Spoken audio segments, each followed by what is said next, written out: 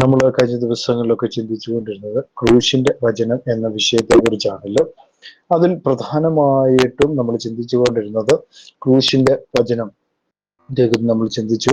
പല ദൈവമക്കൾക്ക് അല്ലെങ്കിൽ ദൈവ ജനത്തിന് ഇതുവരെയും ദൈവത്തെക്കുറിച്ചുള്ള അറിവോ ദൈവത്തിനെ കുറിച്ചുള്ള ജ്ഞാനമോ പ്രാപ്തിയോ ഇതുവരെയും ഇല്ല എന്ന കാര്യത്തെക്കുറിച്ച് നമ്മൾ കഴിഞ്ഞ എപ്പിസോഡിൽ നമ്മൾ ചിന്തിച്ചു. കാരണം അതിനെ ആസ്പദമാക്കി നമുക്ക് ഗലാത്യർ ലേഖനത്തിൽ നിന്നും ഒരു വാക്യം വായിക്കാം. ഗലാത്യർ ലേഖനം അതിന്റെ 3-ാം അധ്യായം 1-ാമത്തെ വാക്യത്തിൽ എഴുതിയിരിക്കുകയാണ്: ആ ബുദ്ധിയില്ലാത്ത ഗലാത്യരെ, യേശുക്രിസ്തു ക്രൂശിക്കപ്പെട്ടവനായി നിങ്ങളുടെ കണ്ണു മുമ്പിൽ വരച്ചു കിട്ടിയിരിക്കെ നിങ്ങളെ ക്ഷുദ്രം ചെയ്ത് മയക്കിയത് ആര് എന്നാണ് അവിടെ ചോദിച്ചിരിക്കുന്നത്. അപ്പം അവിടെ നമുക്ക് കാണുവാനായിട്ട് സാധിക്കുന്നു, ഈ അധ്യായങ്ങൾ നമ്മൾ കൂടുതലായി പരിശോധിക്കുമ്പോൾ അതിന്റെ ഗലാത്യർക്ക് എഴുതിയ ലേഖനം 2-ാം അധ്യായം 20-ാമത്തെ വാക്യത്തിൽ എഴുതിയിരിക്കുകയാണ്: ഞാൻ ക്രിസ്തുവിനോടുകൂടെ ക്രൂശിക്കപ്പെട്ടിരിക്കുന്നു, ഇനി ജീവിക്കുന്നത് ഞാനല്ല, ക്രിസ്തു അത്രേ എന്നിൽ ജീവിക്കുന്നു. ഇന്ന് എന്നെ കേൾക്കുന്ന പ്രിയ സഹോദരങ്ങളെ, നിങ്ങൾക്ക് ഈ പൗലോസ് അപ്പോസ്തലനെ പോലെയുള്ള മനസ്സുണ്ടോ? എന്നിൽ ക്രിസ്തു, അല്ലെ, ഞാൻ ക്രിസ്തുവിനോട് ക്രൂശിക്കപ്പെട്ടിരിക്കുന്നു, ഇനി ജീവിക്കുന്നത് ഞാനല്ല. അപ്പൊ ക്രിസ്തു എന്നിൽ ജീവിക്കുകയാണ്. അതാണ് ക്രൂശിന്റെ വചനം എന്ന് പറയുന്നത്. അപ്പൊ ആ വചനമുള്ളവർക്ക് അത് ശക്തിയായിട്ട് മാറുകയുള്ളൂ എന്നുള്ള കാര്യം നമ്മൾ മറന്നു പോകരുത്. അപ്പൊ ക്രിസ്തു ക്രൂശിക്കപ്പെട്ടവനായി നമ്മുടെ മുമ്പിൽ എന്ത് ചെയ്തേക്കാണ്? വരച്ചു കാട്ടിയിരിക്കുകയാണെന്ന് 1-ാം വാക്യത്തിൽ അതിനെക്കുറിച്ച് പറഞ്ഞിരിക്കുകയാണ്. അപ്പൊ ക്രൂശിക്കപ്പെട്ട യേശു ക്രിസ്തുവിൽ വിശ്വസിക്കുന്നവന് മാത്രമേ രക്ഷയുള്ളൂ, വേറെ ഒരുത്തനിലും രക്ഷയില്ല എന്ന് ഈ വാക്യങ്ങൾ വളരെ വ്യക്തമായി കാണുവാനായിട്ട് സാധിക്കുന്നു. അതുപോലെ തന്നെ ഒരു കാര്യം കൂടി പറയുന്നു, അതിന്റെ 5-11 നമ്മൾ വായിക്കുമ്പോൾ ആ ലേഖനത്തിന്റെ 5-ാം അധ്യായം അതിന്റെ 11-ാമത്തെ വാക്യത്തിൽ കാണുന്നു: ഞാനോ സഹോദരന്മാരെ ഇപ്പോഴും പരിച്ഛേദന പ്രസംഗിക്കുന്നു എന്ന് വരിക, ഇനിയും ഉപദ്രവം സഹിക്കുന്നു. എന്തിന്?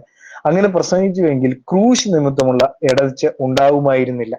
അപ്പൊ ക്രൂശ് എന്ന് പറയുമ്പോൾ യേശു ക്രിസ്തുവിനെ കുറിച്ച് പ്രസംഗിക്കുന്നതിനെ കുറിച്ചാണ് അപ്പോസ്തലനായ പൗലോസ് ഇവിടെ രേഖപ്പെടുത്തിയിരിക്കുന്നത്, അല്ലെ?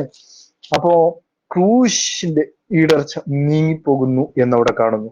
ആ അധ്യായത്തിന്റെ തന്നെ 24-ാമത്തെ വാക്യത്തിൽ നമ്മൾ വായിക്കുമ്പോൾ 5-ന്റെ-24 നമ്മൾ കാണുകയാണ്: ക്രിസ്തയേശുവിനുള്ളവർ ജഡത്തെ അതിന്റെ രാഗമോഹങ്ങളോടുകൂടി ക്രൂശിച്ചിരിക്കുന്നു. അപ്പോ രാഗമോഹങ്ങളോടുകൂടി എന്ത് ചെയ്തേക്കാണ്?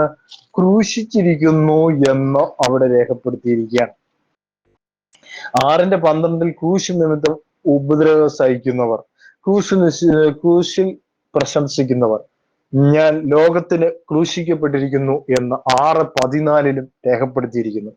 അപ്പൊ ക്രൂശിന്റെ വചനം എന്ന് പറയുന്നത് ദൈവത്തിന്റെ ശക്തിയായി നമ്മളിൽ വെളിപ്പെടുന്നു എന്ന് പറയുമ്പോൾ ആ ദൈവത്തിന്റെ വചനങ്ങളെയും കൽപ്പനകളെയും നമ്മൾ അനുസരിക്കേണ്ടത് വളരെ ആവശ്യകരമായ ഒരു കാര്യമാണ്. അപ്പോ നമ്മൾ പ്രധാനമായിട്ടും ചിന്തിക്കുമ്പോൾ പഴയ നിയമത്തിൽ നമ്മൾ പഠിക്കുമ്പോൾ ഒരു ബാബേൽ ഗോപുര നിർമ്മിതിയെ കുറിച്ച് നമുക്ക് കാണാൻ കഴിയുന്നു. ബാബേൽ ഗോപുരം അതിന്റെ 11-ാം അധ്യായം അതിന്റെ 1 മുതൽ 9 വരെയുള്ള വാക്യങ്ങളിലാണ് നമുക്കത് കാണുവാനായിട്ട് സാധിക്കുന്നു. 1-ാം വാക്യത്തിൽ നമ്മൾ കാണുന്നത് ഇങ്ങനെയാണ്. 1-ാമത്തെ വാക്യത്തിൽ എഴുതുക: ഭൂമിയിലൊക്കെയും ഒരേ ഭാഷയും ഒരേ സംസാര രീതിയുമായിരുന്നു. പിന്നെ അവർ കിഴക്കോട്ട് യാത്ര ചെയ്തു, ഷീനാർ ദേശത്ത് ഒരു സമഭൂമി കണ്ടു, അവിടെ താമസമാക്കി എന്ന് അവിടെ കാണുന്നു. അപ്പോ അവിടെ കാണുന്ന ഒരു കാര്യം എന്തെന്ന് ചോദിച്ചു കഴിഞ്ഞാൽ 4-ാമത്തെ വാക്യത്തിൽ എഴുതുക: വരുവീൻ, നാം ഭൂതലത്തിലൊക്കെയും ചിതറിപ്പോകാതിരിക്കാൻ ഒരു പട്ടണവും ആകാശത്തോളം എത്തുന്ന ഒരു ഗോപുരവും പണിയുക, നമുക്ക് ഒരു പേരുണ്ടാവുക എന്ന് അവർ പറഞ്ഞു. മനുഷ്യർ പറയുന്ന പട്ടണവും ഗോപുരവും കാണേണ്ടതിന് യഹോവ ഇറങ്ങി വന്നു. അപ്പോൾ യഹോവ ഇതാ ജനം ഒന്ന്, അവർക്കെല്ലാം ഭാഷ ഒന്ന്, ഇത് അവർ ചെയ്തു തുടങ്ങുന്നു, അവർ ചെയ്യുവാൻ നിരൂപിക്കുന്നത് അവർക്ക് അസാധ്യമാകുകയില്ല. വരുവിൻ, നാം ഇറങ്ങിച്ചെന്ന് അവർ തമ്മിൽ ഭാഷ തിരിച്ചറിയിക്കുവാൻ അവരുടെ ഭാഷ കലക്കി കളയുക എന്ന് അരുളി ചെയ്തു. അപ്പൊ ഇതൊക്കെ കാണുമ്പോൾ പല ആളുകളും അതിന്റെ 7-ാമത്തെ വാക്യത്തിൽ എഴുതിയിരിക്കുന്ന കാണുമ്പോൾ വരുവിൻ നാം ഇറങ്ങിച്ചെന്ന്, ദൈവം അവന്റെ ദൂതന്മാരോട് ഒരു കാര്യം ആലോചിച്ചിട്ടാണ് ചെയ്യുന്നത്, അല്ലെ? അപ്പോ ആ ഒരു കാര്യത്തെ കുറിച്ച് പറയുമ്പോൾ അവിടെ എഴുതിയിരിക്കുന്നത് പിതാവും പുത്രനും പരിശുദ്ധാത്മാവോട് കൂടിയിരുന്ന് ആലോചിച്ചു എന്ന് വിശ്വസിക്കുന്ന ഇന്നത്തെ അതായത് കത്തോലിക്ക മുതൽ ബന്ദിക്കോസ് വരെയുള്ള സഭകൾ ഇന്നും ചിന്തിച്ചുകൊണ്ടിരിക്കുന്ന അവിടെ 3 പേരുണ്ടെന്നാണ്. അവിടെ ഒരു 3 പേരില്ല. ദൈവം ഒരുവനെന്ന് പറയുമ്പോൾ മൂവരില്ല. അത് നമ്മൾ ചിന്തിക്കേണ്ട ഒരു കാര്യം തന്നെയാണ്. അപ്പൊ ഞാൻ അതിൽ കിടക്കുന്നില്ല കൂടുതലായിട്ട്. പല പ്രസംഗങ്ങളിലും ഞാൻ അതിനെക്കുറിച്ച് കൂടുതലായി വിശദീകരിച്ചിട്ടുണ്ട്. അങ്ങനെ യഹോവ അവരെ അവിടെ നിന്നും ഭൂതലത്തിൽ നിന്നും ചിതറിച്ചു. അവർ പട്ടണം പണിയുന്നു വിട്ടുകളഞ്ഞു. അപ്പം ദൈവമായ കർത്താവിന് ഇഷ്ടമില്ലാത്ത കാര്യങ്ങളാണ് എന്താണ്? അവനെ അനുസരിക്കാതിരിക്കുന്നത്, അവനെതിരായിട്ട് കാര്യങ്ങൾ ചെയ്യുന്നത്. ബാബേൽ ഗോപുരം ദൈവഹിതപ്രകാരം അല്ലെങ്കിൽ ദൈവത്തോട് ആലോചന ചോദിച്ചിട്ട് നിർമ്മിച്ച ഒന്നല്ല. ഇന്ന് നിങ്ങൾ നിൽക്കുന്ന വിശ്വാസം അല്ലെങ്കിൽ വിശ്വസിക്കുന്ന വിശ്വാസം നിങ്ങൾ ദൈവത്തോട് ചോദിച്ചിട്ടാണോ നിങ്ങൾ ആ വിശ്വാസത്തിൽ നിലനിൽക്കുന്നതെന്ന് നിങ്ങളെ തന്നെ ശോധന ചെയ്യേണ്ട ഒരു കാലഘട്ടത്തിലാണ് നിങ്ങൾ ജീവിക്കുന്നത്. കാരണം കർത്താവായ യേശുക്രിസ്തുവിൽ മാത്രമേ രക്ഷയുള്ളൂ എന്ന് പറയുമ്പോൾ തന്നെ നിങ്ങൾ എന്ത് ചെയ്യുന്നു? പല പല ദൈവങ്ങളിലാണോ ആശ്രയിക്കുന്നത്? അപ്പൊ ഏക രക്ഷകനിലാണ് നിങ്ങൾ ആശ്രയിക്കുന്നത്. ക്രിസ്ത്യാനികൾ, എന്നെ കേൾക്കുന്ന ക്രിസ്ത്യാനികളോടാണ് ഞാൻ ചോദിക്കുന്നത്. അപ്പൊ നിങ്ങൾ പലരിലാണോ ആശ്രയിക്കുന്നത്? അല്ലെ, പല പല വിശുദ്ധന്മാരിലാണോ നിങ്ങൾ ആശ്രയിക്കുന്നത്? ആ വിശുദ്ധന്മാരെ നിങ്ങൾ ആരാധിക്കുന്നുണ്ടോ എന്നുള്ള കാര്യം കൂടി നിങ്ങൾ തിട്ടപ്പെടുത്തേണ്ട കാര്യമാണ്. ആരാധനയ്ക്ക് യോഗ്യൻ ഒരുവനേ ഉള്ളൂ, യേശു ക്രിസ്തുവായ ദൈവമാണ്. അവനാണ് ആരാധനയ്ക്ക് യോഗ്യൻ. അല്ലെ, പിതാവിനെ സത്യത്തിലും ആത്മാവിലും ആരാധിക്കുന്ന നാഴിക വരുന്നു എന്ന് യോഹന്നാന്റെ സുവിശേഷം 4-ാം അധ്യായത്തിൽ പറയുന്നു. കാരണം പിതാവ് ആത്മാവാണ്, അവനെ ആരാധിക്കുമ്പോൾ ആത്മാവിലും സത്യത്തിലും ആരാധിക്കുന്നു എന്നാണ് പറയുന്നത്. അപ്പൊ ആത്മാവിലും സത്യത്തിലുമുള്ള ആരാധനയിലാണോ നിങ്ങൾ വിശ്വസിക്കുന്നത്? അതാണ് കർത്താവായ ദൈവം നമ്മളെ കുറിച്ച് ആഗ്രഹിക്കുന്നത്. വേറൊരു ആരാധനയും നമ്മളോട് ആരാധിക്കുന്നില്ല. അതാണ് ക്രൂശിന്റെ വചനത്തിലെ ഏറ്റവും ഉണ്ടാകേണ്ട, ദൈവത്തെ ആരാധിക്കുവാനുള്ള ഏറ്റവും വലിയൊരു കാര്യം എന്ന് പറയുന്നത്, അല്ലെങ്കിൽ ഏറ്റവും കൂടുതൽ നമ്മൾ പഠിച്ചിരിക്കേണ്ട ഒരു കാര്യം എന്ന് പറയുന്നത് അതാണ്. അല്ലെ, നമ്മള് പലപ്പോഴായിട്ട് പഠിക്കുമ്പോൾ നമ്മള് പഴയ നിയമത്തിലെ പല യാഗങ്ങളിൽ കൂടി ആരാധിച്ചെന്ന് നമ്മൾ കാണുന്നു. അല്ലെ, നമ്മള് യാക്കോബിനെ കുറിച്ച് പഠിക്കുമ്പോ യാക്കോബ് തലവണയായിട്ട് കല്ല് വെച്ചു. ആ കല്ല് തൂണായി നാട്ടി പിന്നീട് അതൊരു ആലയമാക്കുമെന്ന് താൻ വാഗ്ദത്തം ചെയ്തു. ആ കല്ല് പിന്നീട് ഒരു ആരാധന വസ്തുവായിട്ട് അത് മാറ്റപ്പെട്ടതായിട്ടും നമ്മൾ ചരിത്രരേഖകളിൽ നമ്മൾ കാണുന്നു. പിന്നെ തീയിറങ്ങിയുള്ള ആരാധന, അല്ലെ, തീയിറങ്ങി ദഹിപ്പിക്കുന്നു. അങ്ങനെയുള്ള ആരാധനകളൊക്കെ നമ്മൾ പഴയ നിയമത്തിൽ നമ്മൾ കാണുന്നുണ്ട്. അപ്പോ ഇവിടെ എല്ലാം നമ്മൾ മനസ്സിലാക്കേണ്ട പ്രധാനമായ കാര്യം എന്താണ്? കർത്താവിന് ഏത് രീതിയിലാണ് ആരാധിക്കുവാൻ കർത്താവ് നമ്മെ പഠിപ്പിച്ചത്? ആത്മാവിലും സത്യത്തിലുമാണ് നമ്മൾ ആരാധിക്കേണ്ടത്. അപ്പോൾ ആ ആരാധിക്കാതെ ഏക സത്യ ദൈവത്തെ, അല്ലെ, ഏക സത്യ ദൈവമാണെന്ന് പോലും ദൈവവചനം പഠിപ്പിച്ചിട്ട് അതുപോലും പാലിക്കാത്ത വിശ്വാസികളാണ് കത്തോലിക്ക മുതൽ അതുപോലെ തന്നെ പെന്തിക്കോസ് വരെയുള്ള സഭകൾ ഇന്ന് പാലിച്ചു വരുന്നത്. അതിനപ്പുറത്തേക്ക് നോക്കുമ്പോൾ വിഗ്രഹാരാധന, പണ്ട് വിഗ്രഹാരാധനകൾ, അല്ലെ, ദൈവത്തിന്റെ ഒരു പ്രതിമ ഉണ്ടാകരുതെന്ന് ദൈവം കഠിനമായിട്ട് അവരെ വഴക്ക് പറഞ്ഞു, ഇത് ചെയ്യാൻ പാടില്ല എന്ന് പറഞ്ഞിട്ട് പോലും ഇന്നും അതിനെ നിർമ്മിക്കുന്ന വ്യക്തിത്വങ്ങളാണ് ഇന്ന് കൂടി വരുന്നത്. ദൈവത്തിന്റെ പ്രതിമ ഉണ്ടാക്കുക, കാരണം പാരമ്പര്യമായിട്ട് കണ്ടിട്ടുണ്ട് എന്നാണ് പറയുന്നത്. നമ്മുടെ ദൈവം പാരമ്പര്യങ്ങളിലല്ല, അവനെ വിശ്വസിച്ച് അവനെ ഏറ്റെടുക്കുന്ന ദൈവമക്കളോട് കൂടെയിരിക്കുന്ന, അവനോട് കൂടെയിരുന്ന് അരുളുന്ന ഒരു ദൈവമാണ്. നമ്മുടെ ഹൃദയങ്ങളിൽ ഇരിക്കുന്ന ദൈവം, അല്ലെ, നമ്മുടെ ഉള്ളുകളിൽ വസിക്കുന്ന ദൈവം. അങ്ങനെ ഒരു ദൈവത്തിന്റെ പ്രതിമ ഉണ്ടാക്കേണ്ട കാര്യമുണ്ടോ? ഒരിക്കലുമില്ല. കാരണം പണ്ട് കെരൂബുകൾ ഉണ്ടാക്കിയത് കൊണ്ട് ഇപ്പൊ വിഗ്രഹം ഉണ്ടാക്കാമെന്ന് പഠിപ്പിച്ച ആൾക്കാർ വരെ ഇന്നും ഉണ്ട്. അവർക്ക് തിരിച്ചു പോകാൻ വേണ്ടി, അല്ലെങ്കിൽ അവർക്ക് അവരുടെ പഴയ സഭകളിലേക്ക് കടന്നു പോകുവാൻ വേണ്ടി അവർ കണ്ടുപിടിച്ച ഏറ്റവും വലിയൊരു സൂത്രവിദ്യയായിരുന്നു അത്. കാരണം കെരൂബുകൾ ഉണ്ടാക്കിയത് കൊണ്ട് എന്ത് ചെയ്തു? കെരൂബുകൾ ഉണ്ടാക്കിയത് കൊണ്ട് ഞങ്ങൾക്ക് പുതിയ നിയമത്തിൽ വിഗ്രഹങ്ങൾ ഉണ്ടാക്കുന്നതിന് കുഴപ്പമില്ല, വിഗ്രഹങ്ങളെ ആരാധിക്കാം, അങ്ങനെ ഒരു കാര്യം കർത്താവ് പറഞ്ഞിട്ടില്ല. കാരണം വളരെ വ്യക്തമാണ്, ദൈവവചനത്തിന്റെ അറിവില്ലായ്മ അത് തന്നെയാണ് വിഗ്രഹങ്ങളെ ആരാധിക്കുന്ന എന്ന് നമുക്ക് മനസ്സിലാക്കുവാനായിട്ട് സാധിക്കുന്നു. അപ്പൊ ക്രൂശിന്റെ വചനം അപ്പോ ക്ഷുദ്രം ചെയ്ത് മയക്കിയത് ആര്? അപ്പൊ ഗലാത്യരോട് ചോദിക്കുന്ന ചോദ്യം വളരെ വ്യത്യസ്തമായ ഒരു കാര്യമാണ്. അപ്പൊ ഗലാത്യരുടെ ഇടയിൽ എന്താണ് കർത്താവിനെ ശരിയായ രീതിയിൽ അവരെന്ത് ചെയ്തില്ല? അപ്പോ അവിടെ കാണുവാനായിട്ട് സാധിക്കുന്നു എന്താണ് അവരുടെ ക്ഷുദ്രത, അല്ലേ? അവിടെ എഴുതിയിരിക്കും 22-ാമത്തെ വാക്യത്തിൽ, ഞാൻ ഇതൊന്നും മാത്രമല്ല നിങ്ങളോട് ഗ്രഹിക്കാൻ ഇച്ഛിക്കുന്നു, നിങ്ങൾക്ക് പരിശുദ്ധാത്മാവ് ലഭിച്ചത് ന്യായപ്രമാണത്തിന്റെ പ്രവൃത്തിയാലോ അതോ വിശ്വാസത്തിന്റെ പ്രസംഗം കേട്ടതിനാലോ? അപ്പൊ ആരുടെ വിശ്വാസം? കർത്താവായ യേശുക്രിസ്തുവിലുള്ള വിശ്വാസമാണ് ഒരുവനെ എന്ത് ചെയ്യുന്നത്? ദൈവീക ജ്ഞാനത്തിലേക്ക് നയിക്കുന്നത്. അല്ലാതെ ഈ ലോകത്ത് ഒരു പിതാക്കന്മാർ പഠിപ്പിച്ചതോ അല്ലെങ്കിൽ സഭയിലെ പുരോഹിതൻ പഠിപ്പിച്ചതോ അല്ലെങ്കിൽ പാസ്റ്റർ പഠിപ്പിച്ചതോ അല്ല, ദൈവമാണ് നിങ്ങളെ നയിക്കുന്നത്. കാരണം അവിടെ വളരെ വ്യക്തമായി പൗലോസ് അപ്പോസ്തലൻ പറയുകയാണ്, വിശ്വാസത്തിന്റെ പ്രസംഗം, കർത്താവായ യേശു ക്രിസ്തുവിലുള്ള വിശ്വാസത്തിന്റെ പ്രസംഗം കേട്ടത് കൊണ്ട് നിങ്ങൾ എന്ത് ചെയ്തു? ആ ദൈവത്തിൽ തന്നെയാണ് നിങ്ങളെ തന്നെ എന്ന് നിങ്ങൾ ശോധന ചെയ്യണം. അതാണ് നിങ്ങളെ ശുദ്രം ചെയ്ത് മയക്കി എന്ന് അവിടെ രേഖപ്പെടുത്തിയിരിക്കുന്നു. അതുകൊണ്ട് 3-ാമത്തെ വാക്യത്തിൽ എഴുതി കാണും, നിങ്ങൾ ഇത്ര ബുദ്ധി കെട്ടവരു ആത്മാവ് കൊണ്ട് ആരംഭിച്ച് ഇപ്പോൾ ജഡം കൊണ്ട് പൂർത്തിയാക്കുന്നത്, നിങ്ങൾ ഇത്രയെല്ലാം കഷ്ടം സഹിച്ചത് വെറുതെ എന്നോ ഇതെല്ലാം നിഷ്പ്രയത്നമെന്നോ? അതുപോലെ തന്നെ ഇതെല്ലാം പറയുന്നുവെങ്കിലും എന്താണ്? കർത്താവിന്റെ വചനത്തെ പൂർണ്ണമായി അനുസരിക്കുന്നതിൽ അവർക്ക് എന്ത് ചെയ്തില്ല? താല്പര്യമുണ്ടായിരുന്നില്ല എന്നുള്ള കാര്യമാണ് നമുക്ക് മനസ്സിലാക്കുവാനായിട്ട് സാധിക്കുന്നു, പ്രിയ സഹോദരങ്ങളെ. അപ്പോ ഇതിനകത്ത് നമ്മൾ മനസ്സിലാക്കേണ്ട ക്ഷുദ്രം ചെയ്ത് മയക്കുക, അതായത് കർത്താവ് പൂർത്തീകരിച്ച ആ രക്ഷണ്യ വേലയോട് എന്ത് ചെയ്തില്ല? ആരും ഒന്നും ഇനി കൂട്ടാൻ പാടില്ല. നമ്മൾ ആ രക്ഷണ്യ പ്രവൃത്തിയിലേക്ക് ആരാധന എന്താണ്? ബലിയാണെന്നും ആരാധന കർമ്മമാണെന്നും പറഞ്ഞാൽ അത് തെറ്റാണ്.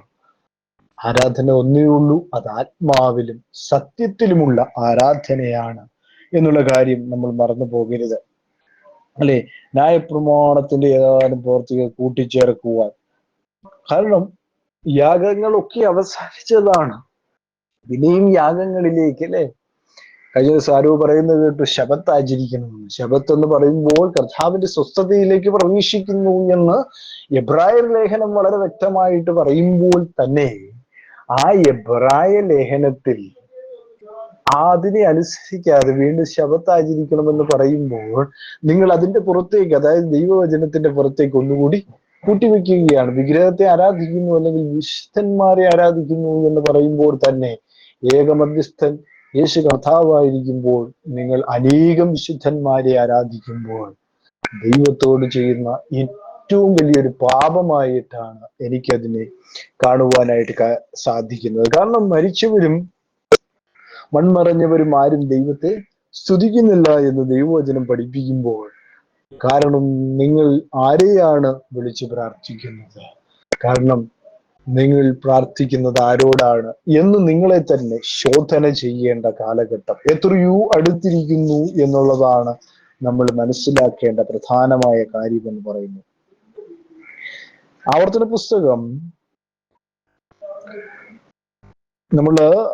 ആവർത്തന പുസ്തകം 18-ാം അധ്യായം 10ഉം 11ഉം ഒക്കെ വായിക്കുമ്പോൾ അവിടെ കാണാൻ കഴിയുന്നത് ഒരു പൈശാചികമായിട്ടുള്ള ക്ഷുദ്ര പ്രവർത്തികളോ മന്ത്രങ്ങളോ ഒരു ദൈവവൈതലിനെ എന്ത് ചെയ്യാൻ പറ്റത്തില്ല, വശപ്പെടുത്തുവാൻ കഴിയുന്നതല്ല. ഞാൻ നിങ്ങളുടെ അറിവിന് വേണ്ടി ആ ഭാഗം വായിക്കുന്നതാണ്. ആവർത്തന പുസ്തകം 18-ാം അധ്യായം, ആവർത്തന പുസ്തകം 18-ാം അധ്യായം അതിന്റെ 10 മുതൽ 11 വരെയുള്ള വാക്യങ്ങൾ.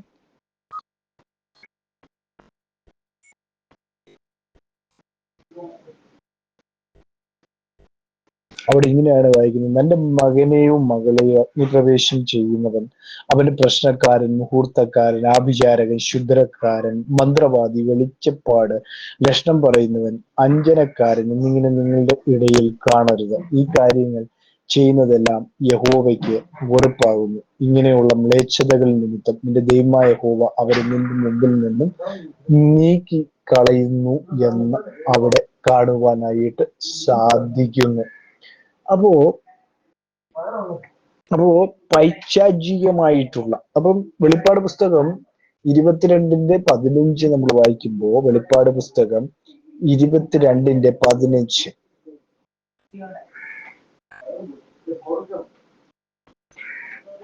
15-ാമത്തെ വാക്യത്തിൽ, നായ്ക്കളും ക്ഷുദ്രക്കാരും ദുർനടപ്പുകാരും കുലപാതകരും ബിംബാരാധികരും വ്യാജത്തെ ഇഷ്ടപ്പെടുകയും പ്രവർത്തിക്കുകയും ചെയ്യുന്ന എല്ലാവരും പുറത്തു തന്നെ എന്ന് അവിടെ കാണുന്നു. അപ്പൊ എന്താണ് അവിടുത്തെ ക്ഷുദ്രമല്ലേ? അതിനകത്ത് തന്നെ പറയുന്നുണ്ട് ബിംബാരാധികൾ. വളരെ വ്യക്തമായി വെളിപ്പാട് പുസ്തകത്തിൽ രേഖപ്പെടുത്തി വെച്ചിരിക്കുന്നത് നമുക്ക് കാണുവാനായിട്ട് സാധിക്കുന്നു. അപ്പോ അത് കേൾക്കാതെ പിന്നെയും ബിംബങ്ങളെയും വിഗ്രഹങ്ങളെയും ഇവരെല്ലാം പുറത്തു തന്നെ എന്നുള്ള വചനം കേട്ടിട്ടും അതിനെ അനുസരിക്കാതെ അതിന്റെ പുറത്ത് കുറച്ചുകൂടി കൂട്ടി വെക്കുകയാണ്, അല്ലേ? അതിനോട് അതാണ് നമ്മൾ മനസ്സിലാക്കേണ്ട ഏറ്റവും വലിയ കാര്യങ്ങൾ. അതാണ് ദൈവത്തെ അറിയാത്ത അവസ്ഥകൾ, അല്ലെങ്കിൽ ദൈവത്തെ കുറിച്ചുള്ള അറിവില്ലായ്മ, അല്ലെ? അവിടെ കാണുന്നു ബുദ്ധികെട്ട ഗലാത്യർ, അതായത് ബുദ്ധിയില്ലാത്ത ഗലാത്യരെ എന്ന് പറയുകയാണ്, അല്ലെ? റോമർക്ക് എഴുതിയ ലേഖനം 1-ാം അധ്യായം അതിന്റെ 14-ാമത്തെ വാക്യം നമ്മൾ വായിക്കുമ്പോ, റോമർ 1:14, റോമർക്ക് എഴുതിയ ലേഖനം 1-ാം അധ്യായം അതിന്റെ 14-ാമത്തെ വാക്യം. 14-ാമത്തെ വാക്യത്തിൽ എഴുതിയിരിക്കുകയാണ്: പരിഷ്കൃതർക്കും അപരിഷ്കൃതർക്കും ജ്ഞാനികൾക്കും ബുദ്ധിഹീനർക്കും ഞാൻ കടക്കാരനാകുന്നു എന്ന് അവിടെ നമ്മൾ വായിക്കുന്നു.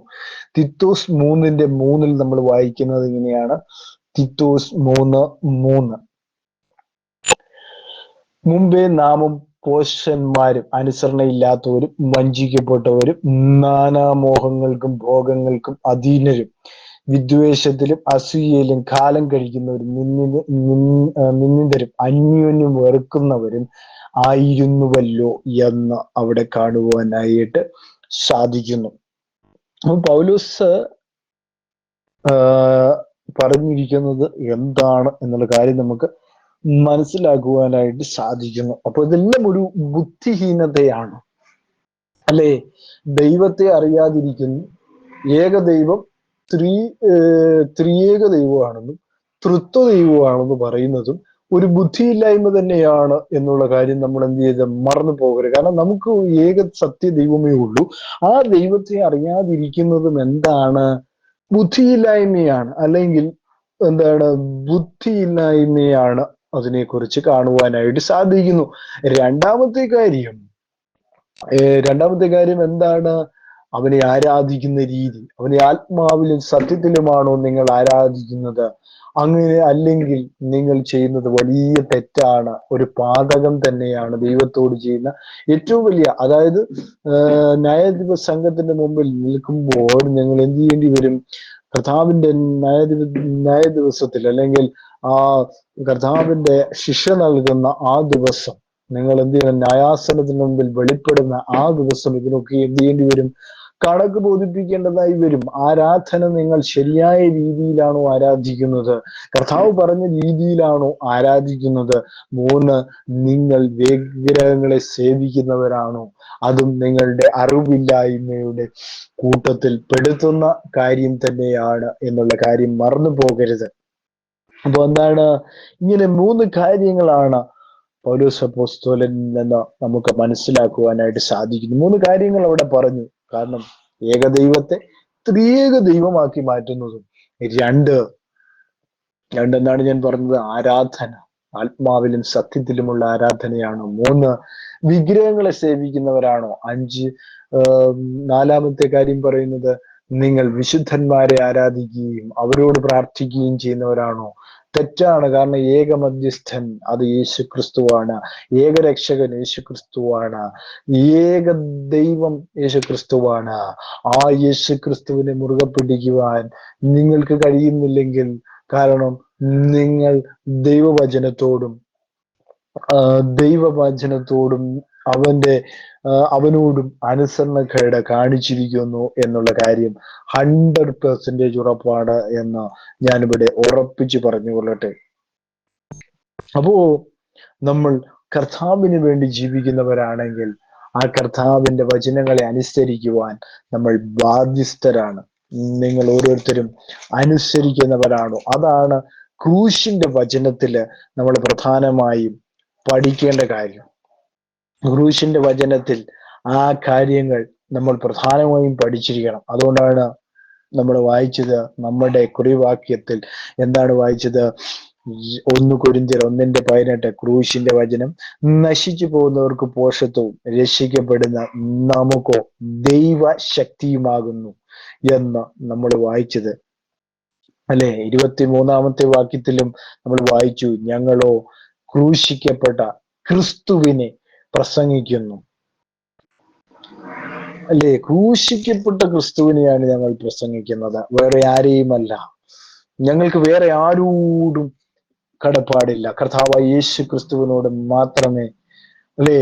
അതിന്റെ 1 കൊരിന്ത്യർ 2-ാം വാക്യത്തിൽ നമ്മൾ വായിക്കുന്നു, ക്രൂശിക്കപ്പെട്ടവനായ യേശു ക്രിസ്തുവിനെ അല്ലാതെ മറ്റൊന്നും അറിയാത്തവനായി നിങ്ങളുടെ ഇടയിൽ ഇരിക്കണമെന്നോ ഞാൻ നിർണയിച്ചു. ക്രൂശിക്കപ്പെട്ട യേശു ക്രിസ്തുവിനെ അല്ലാതെ മറ്റൊന്നും അറിയാത്തവനായി നിങ്ങളുടെ ഇടയിൽ ഇരിക്കണമെന്നോ ഞാൻ നിർണയിച്ചു എന്ന് അവിടെ കാണുവാനായിട്ട് സാധിക്കുന്നു. എന്താണ് അപ്പോസ്തലനായ പൗലോസ് പറയുന്നത്? തത്വജ്ഞാനികൾ അല്ലെ, ഈ ലോകത്തിന്റെ ജ്ഞാനം സിദ്ധിച്ചവർ ക്രിസ്തുവിനെ അറിയാതെ, ക്രിസ്തുവിനെ മനസ്സിലാക്കാതെ, ക്രിസ്തു ആരാണെന്നും അവൻ ദൈവത്തിന്റെ ജഡത്തിലുള്ള വെളിപ്പാടാണെന്നും ഒന്നും അറിയാതെ എന്ത് ചെയ്യുന്നു? ഇന്നത്തെ ലോകം നമ്മളെ നരകത്തിന്റെ ആ ഒരു വഴിയിലേക്ക് തള്ളിയിടുന്ന വിശ്വാസങ്ങളും വിശ്വാസ പ്രമാണങ്ങളുമാണ് ഇന്ന് നമ്മുടെ മുമ്പിൽ ഉള്ളത്. അതുകൊണ്ട് ഈ ദിവസങ്ങളിൽ ആ കർത്താവിനെ അനുസരിച്ചുകൊണ്ട് സത്യവചനത്തിൽ സത്യവേലക്കാരായി സത്യജീവിതം അന്വേഷിക്കുവാൻ എല്ലാ ദൈവമക്കൾക്കും ഈ വചനം മുഖാന്തരം സഹായിക്കട്ടെ എന്ന് പ്രാർത്ഥിച്ചുകൊണ്ട് ഞാൻ നിങ്ങൾക്ക് വേണ്ടി പ്രാർത്ഥിക്കുവാൻ പോകുന്നു. മഹാപരിശുദ്ധനും നിത്യനുമായ ദൈവം ഈ സമയത്തിനായി സ്തുതിക്കുന്നു. വചനം കേട്ട എല്ലാവരെയും അവിടുന്ന് വാഴ്ത്തി അനുഗ്രഹിക്കണം കർത്താവേ. അവരുടെ പ്രശ്നങ്ങൾ എന്താണെങ്കിലും കർത്താവ് അവരെ സഹായിക്കായിട്ട്, രോഗികളായിട്ട് ഭാരപ്പെടുന്ന എല്ലാവരെയും കർത്താവിന്റെ കരങ്ങളിൽ ഏൽപ്പിച്ച് പ്രാർത്ഥിക്കുന്നു. അതുപോലെ തന്നെ എല്ലാവരെയും സഹായിക്കണം. അടിയന്മാരെ എല്ലാം കർത്താവിന്റെ കരങ്ങളിൽ ഏൽപ്പിച്ച് പ്രാർത്ഥിക്കുന്നു. പ്രാർത്ഥന സ്വർഗം ശ്രദ്ധ വെച്ച് കേടിയ സ്വതന്ത്രം മാനവും മഹത്വവും അപ്പച്ചനടിക്കണം. എല്ലാം യേശു ക്രിസ്തുവിന്റെ ധന്യമുള്ള തിരുനാമത്തിൽ തന്നെ. ആമേൻ, ആമേൻ.